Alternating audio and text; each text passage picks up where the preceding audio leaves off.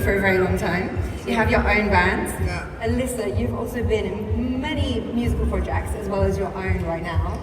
How does it affect you being vegans and musicians? Does it affect you touring? Does it affect the music that you write? How can you sort of feed that back to us? I know it's quite a big open-ended question, but how does it affect you touring? Let's start with that. I mean, I don't think being vegan really affects the touring one way or another. I've been vegan since before I started being a touring musician, so I remember the days where nobody knew what vegan meant, and I wouldn't even say the word vegan because I knew it would be confusing, so I would just say, I'm a strict vegetarian with food allergies, so that they would take me seriously.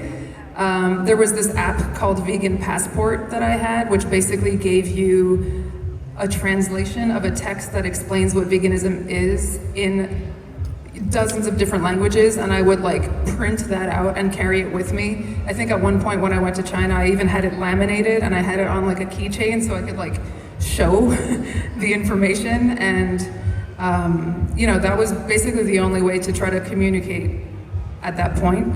Now it's way easier because there are vegan options everywhere, so now it doesn't really affect touring at all. But definitely in the beginning, I was touring in a van and trailer, and I had a cooler and I would fill that up with ice at the bar that I would be playing at, and then I would have like bean salad and like fruit and soy milk and stuff that I would keep in there, which is actually a very economic way of eating when you're on the road. It's very good for saving money, but also that was basically my only option. Now it's way easier. It doesn't affect me at all because everybody that works with me knows to get that food for me. Unless it's a Misfits catering, then I don't have any. And how much do you think that's changed over the years? Have you seen a massive improvement? The catering at festivals is a lot of vegan. It's a real lot. Yeah. And how long have you both been vegan?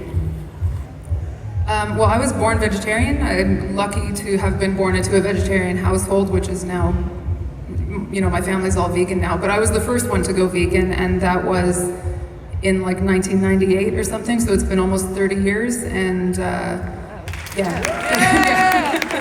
which I'm happy I had that decision as a teenager, and very inspired by my mom, because my mom went vegetarian when she was, around 13 years old, and then had the courage to raise 3 kids as vegetarians in the 80s and 90s when, that was still pretty unheard of. So, it's been basically my whole life for me. I became vegan because of her. We'd go out to eat and I didn't know what anything was, so she would order stuff and I would take a bite and I would think, holy shit. The food, for me, the food was so good that's why I did it. Yeah, so it's been like 13 years for you, almost 14 years, something like that. Yeah. I wanted to ask actually, because I heard that you basically turned vegan. Were you 100% meat before that, or were you pescatarian, vegetarian? Was there any transition? No, the only thing I was eating that wasn't vegan, I was forcing myself to eat chicken breast, protein, and whey protein, and I didn't like either one of them. So everything else I was eating was vegan. Okay, so you were almost there, basically. Yeah, didn't know it, but... You never did like the vegetarian step, you just like went straight into veganism, which is cool. Yeah. I'm not a cheese or milk fan anyway. No. And as somebody that cares about training as well, because there are so many people you find as vegans, you work out, how do you get your protein? It's like the most boring, irritating question we get asked all the time. So please tell us, how do you get your protein, Doyle? Well, everybody who eats animals, where do they get their protein? Right? Plants. And what are your top tips for bodybuilding as a vegan? Consistency, that's it. Yeah, consistency. Good diet, eat plants. Yeah, eat good and always do it. I love that.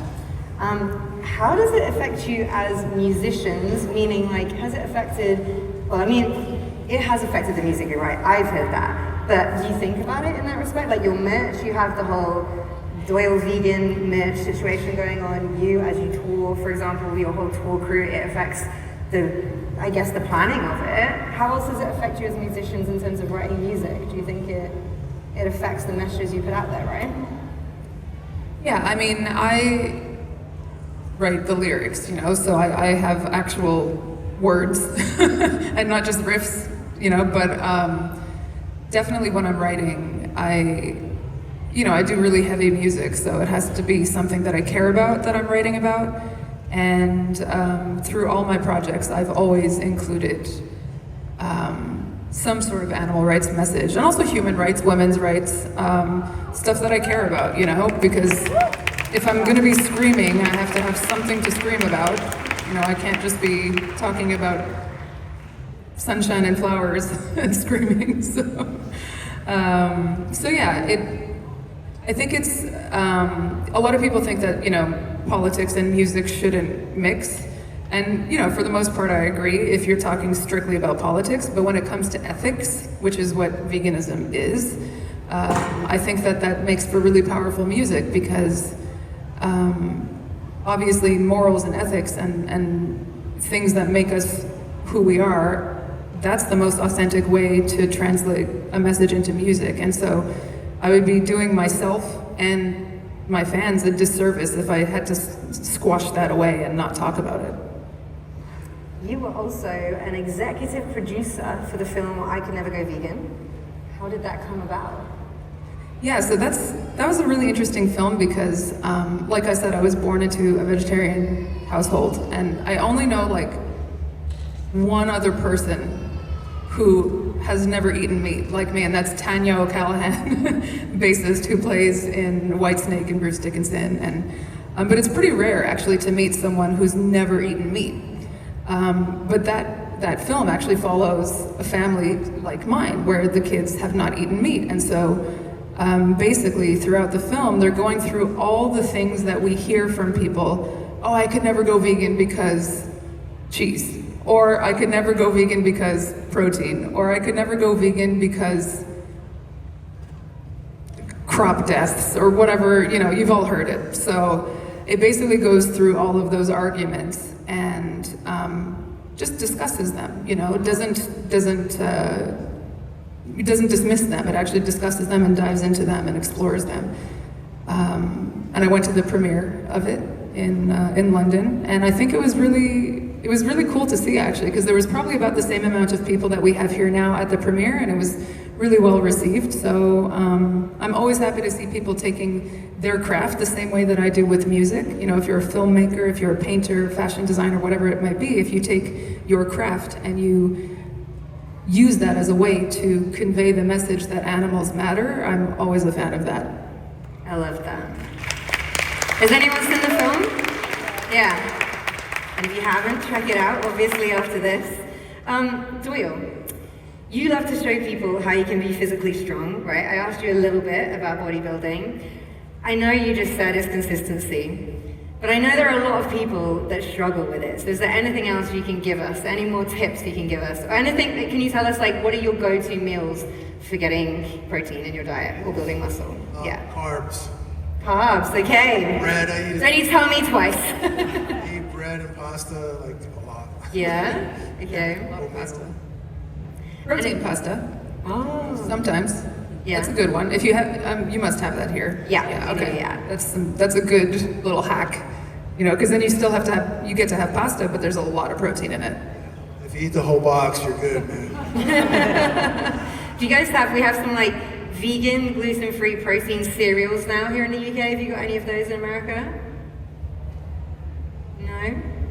I don't know, we love gluten. We're like obsessed with gluten. Hail Satan. Extra gluten for me, extra. Extra gluten, yeah, it's true. If you can have it, I can't have that shit. No, I'm sorry. It's okay. Take it back. Seitan sounds great, and when I didn't know I could have it, actually, I did try it, and it was great. Tofu's great too. Tofu is great. Tofu is rice and tofu are my life. Love tofu. I could just eat a block of tofu raw. I love Literally, it. so a little bit of soy sauce, then you're good to go. Sorry, I'm talking about stuff I want to talk about now, guys.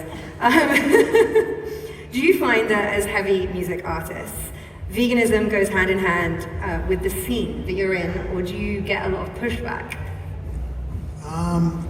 I find a lot of bands are vegan, you know, that's why, you know, you go to a festival and there's tons of vegan catering and so many people are vegan. Yeah.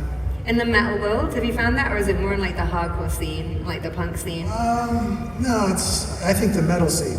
Yeah? Yeah. It's interesting. I think I actually see it differently. I think it's more the hardcore punk scene. That's where I saw veganism when I was starting out and I was the only vegan I knew. You know, it was like Earth Crisis and Cro-Mags and, you know, not too many vegan metal bands that I knew of at the time, maybe like Maroon.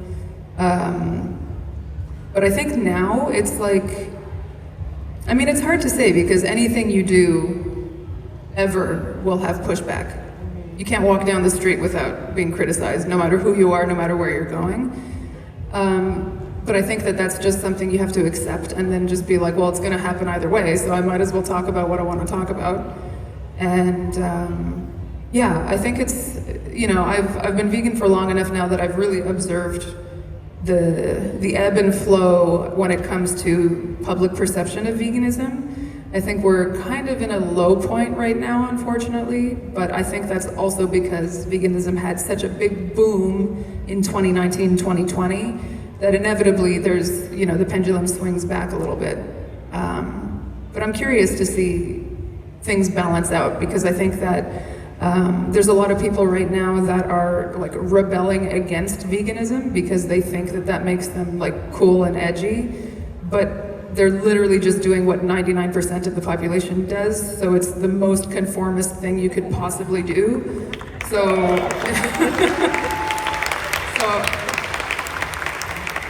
so I would like to see people who, you know, pretend to be metal and punk and rebellious actually be rebellious and actually think for themselves and do something rebellious. Yeah, 100%.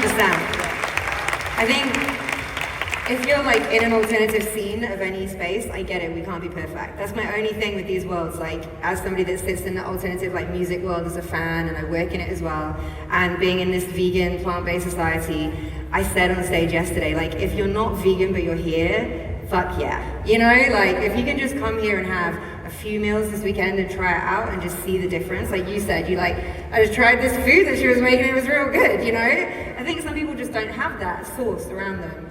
But if you can come to a lot of punk festivals have like purely vegan food, right? Metal festivals, there are a lot of metal bands, but like I'd say, yeah, more in the hardcore and punk scene, I see it where you get like a whole event, right? But like come, experience it, be part of it, and you get pushback in those scenes as well. Like the whole hardcore scene isn't straight edge, the whole hardcore scene isn't vegan. And everybody here isn't vegan, but I'm okay with that. I want you to bring your friends that aren't vegan to come and see that we're not all horrible or insane or whatever the media puts out there, right? Oh yeah, yeah. I think, you know, for many years,